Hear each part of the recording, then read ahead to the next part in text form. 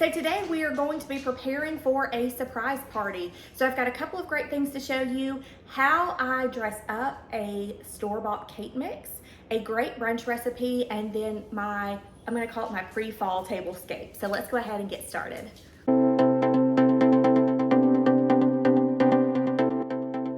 Already done all the grunt work, the cleaning, all that stuff, and now we're just into the fun part. So I wanted to show you how I do my last few details before guests arrive. We have about an hour until we told people to start getting here. Ryan's actually very sweetly currently out there writing happy birthday in chalk on the driveway. We wanted it to be a little more of a surprise, but we have a parking situation, so we figure like she'll know when she pulls up. But I'm gonna go ahead and get started. Okay, so first things first, we're gonna work on our table. I've only pulled a couple of things out. I'm gonna call this pre-fall because we're not going full fall quite yet, and I do want the showstopper to be this cake. And I'm actually gonna jump in now and show you how I did this cake. Okay, so we just finished baking the cake, and I wanted to show you guys what I'm gonna do next. I did just use a boxed cake mix for this and put it in a bundt pan, funfetti cake, of course. But I wanted to show you how I like to do the frosting, because store-bought frosting is never my favorite. I think it's too heavy and sweet.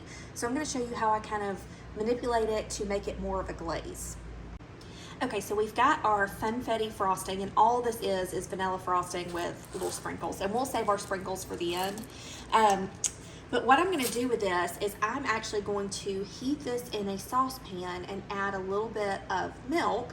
That will reduce the consistency a little bit, and then we're gonna take a toothpick and put just a few tiny little holes into our cake.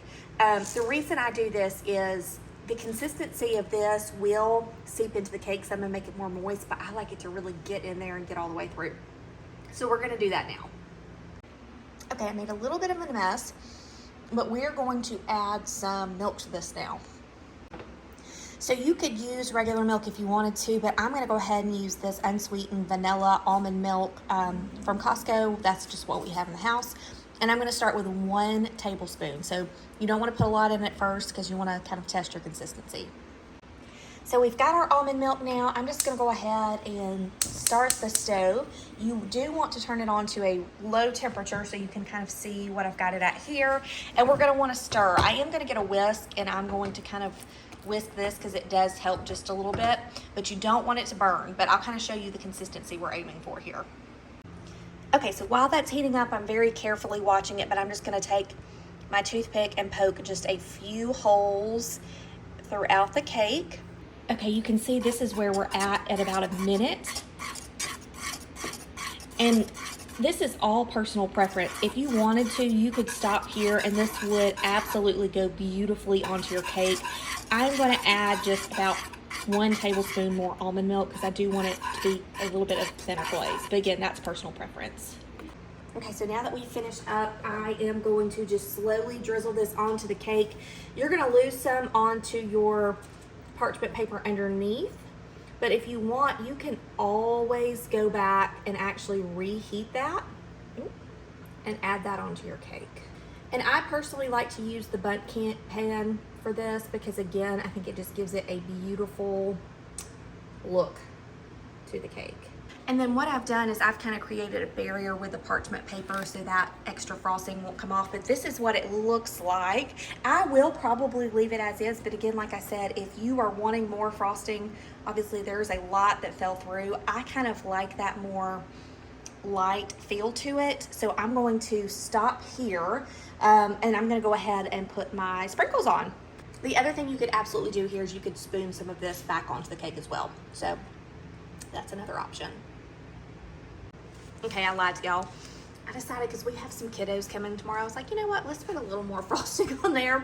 So I just drizzled some more of that on there, and the beautiful thing about this is as that frosting continues to cool a little bit down here, you can, down underneath, y'all can't see me pointing, you can continue to spoon it onto the cake, and it's just gonna be thicker and thicker. So this is where we're at, and I'm gonna top it with some of those sprinkles now and let it just finish cooling, and I'll show you the finished product. Because it's not a funfetti cake if we don't have some cute little sprinkles on it. So here's where we're at. We're not completely dry yet, but it will look a little bit shinier, a little bit more full when you're finished. So full's not the right word. It'll look a little more shiny and like a glaze. So I'll show you guys once this is dried a little bit more. And here's our finished product. So you can see our glaze just kind of looks like a shiny, it actually kind of funny, it looks like a donut a little bit, but just adds a little bit more airiness to the cake. So I'm gonna put our little cake topper on here and keep getting ready. Okay, so for our table, I don't have a lot picked out yet. Oh, you can't see me. But I do know I want to use this specific tablecloth. I do believe I got this from Belk, and we need some better light in here, but we may need to steam this a little bit. But it's just like, let me move you guys to some better light. There you go. So you can see it's just kind of like a neutral woven tablecloth, cotton. So I'm gonna drape this and see if we need to iron it or not. And if you didn't watch my last table setting video, you may not know this already, but I just try to pick out some elements that I know I wanna use, so that's why these are sitting here. I'm gonna go ahead and move these. Okay, so I'm probably gonna steam the edges. I'll do that off camera, but doesn't look too bad. This is gonna be a basis, and again, we're gonna use our cake as a centerpiece. So normally that's not what I would do. I would start with a larger floral display, but because it's a birthday, I think that's what we're gonna do. And we have kiddos here, so I'm not gonna get too elaborate or crazy, but I do want it to be fall, and I do want it to be birthday. So let's do that now. And the cake stand I'm using is this beautiful copper cake stand. So I think that goes really nicely with fall, even though our sprinkles aren't exactly the most fall. So I'm gonna kind of play with this and get it in the center of the table. So I think we're very well centered in the table now. Again, we still need to steam this, and I'm gonna get to that. But I am gonna add some florals to the table and a few candles, but I'm trying to do things that aren't tapered, again, just so because we have little. So hold on just a second, let me show you. So these are just the small little candles I'm thinking about using. Again, very fall. And this is not all we're doing by any means, but we're just gonna get it on the table and kind of see how we feel.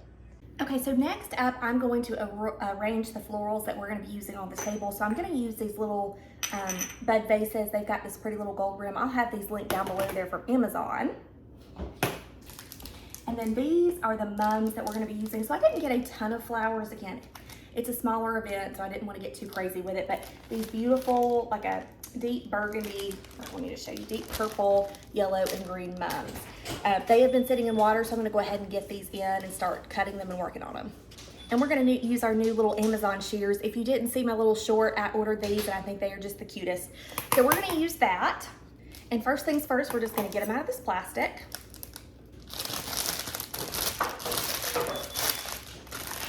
That's a little better view of the mums.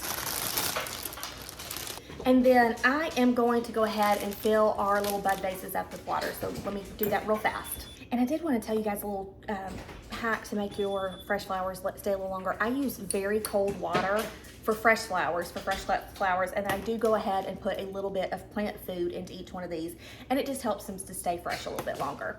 So now we're gonna start kind of measuring and arranging. I think I'm gonna use these little tall ones for the side and then this one for the center. So I think we're going to do 2 purples and a yellow for the sides, and then the green and yellow for the center. So I'm going to start by just cutting these, cut them at an angle, make sure that any leaves that could be touching the water, you go ahead and take those off, and then I'll get these arranged. And don't be afraid to play with it. You can see what I'm doing now, like I cut this one too long, and you can always just pull them out, but I try to err on the side of longer. Oops, got stuff flying everywhere. So there we go, just a really simple little vase. I'm gonna do the exact same thing for this other tall one. Okay, so we got our little tall ones done. Now let's work on this little short fella. So we've got 2 greens and 2 yellows left. Unfortunately, these greens aren't exactly open, but if you have a flower that's like this, it will open. It just needs a little bit of time. So we're gonna cut these. So Mom and Dad just got here to help, so if you hear a ruckus, that's what's going on. So I'm just gonna finish arranging these, and then we'll get them on the table. We've had a casualty, y'all. The stem fell off of this one.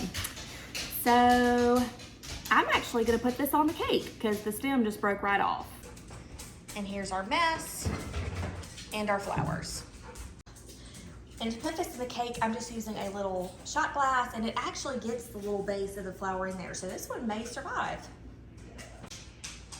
Yep, so that's how that turned out, real cute. And then I've got these two on the table as well. And then I did put this one over here. I may move it around, but I think simple may be better. And Ryan set up our little outdoor area, so we've got our umbrella up. It's not the prettiest back here, but we've got it up. That's a little fire pit right in the middle. We've also got an indoor fan out there because it is hot. So the biggest issue with a surprise party is actually getting the person there. So since we are hosting it at our house, Tanner's, my brother-in-law's main job is to get Kayla here. He did come this morning and was super helpful after he got off work because he works 24-hour shifts. She just texted me and said she doesn't want to come over today. So we're gonna be doing some very not so subtle convincing that today is the day she is coming over. So we're working on that now. But what I'm gonna show you before is how I'm gonna do my little breakfast bake. So it's an egg, you can do egg whites if you want, but I do just the full egg, spinach, tomato, feta, egg bake, and it's super easy and it's really great to feed a lot of guests. Okay, so recipe, super easy. Feta, I'm gonna show you guys about how much I use. I have this thing with recipes where I just kind of feel it out, so I'll show you guys. A little half and half to mix with our eggs. This is pre-washed spinach and a little container of cherry tomatoes that we've already chopped in half. And then I'm using 18 eggs today just because we have a lot of people coming. So my mom, the sous chef, is going to be cracking eggs into this bowl while I'm working on the bar.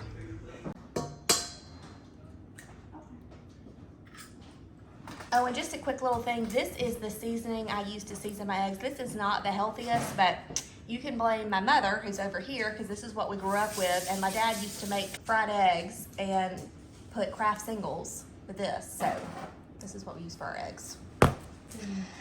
So now Mom's gonna whisk up the eggs. And while she's been doing that, I am getting glasses for the bar, and I'll show you what we're doing there.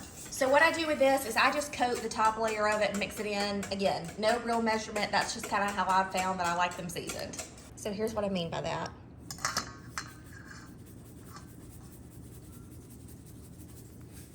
And that's good.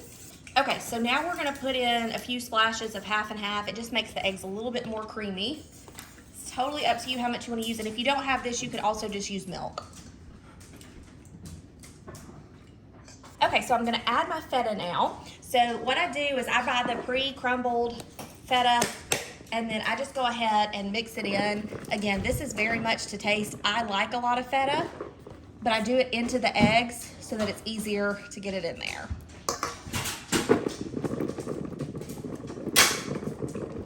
What would you say, that's about a cup and a half? No, I would say just a cup.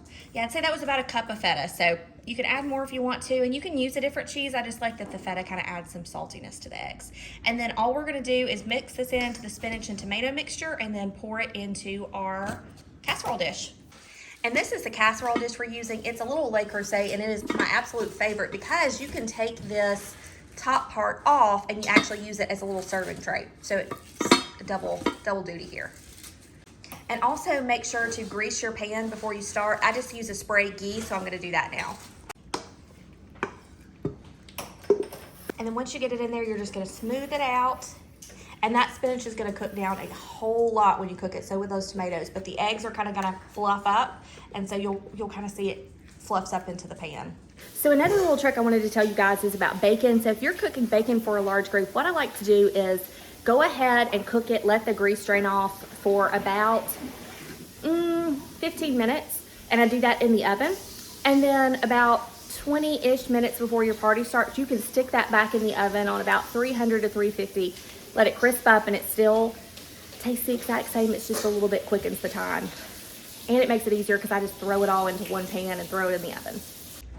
Okay, so this is a little bar area. So we're gonna be doing mimosas, and then this is where we're gonna do our cake cutting. But I wanted to show you this cute little bowl. I had a friend get me this for the wedding. It's Beatrice Ball, and I'm gonna put the champagne in here as well with some ice, and it'll just keep it cool. But love this. It's a little melamine piece, so it's less likely to get broken, but really pretty.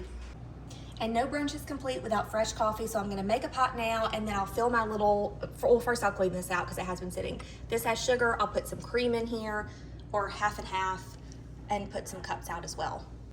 And we are all finished. So table in here with our bar, we've got our coffee brewing. So people should start arriving shortly.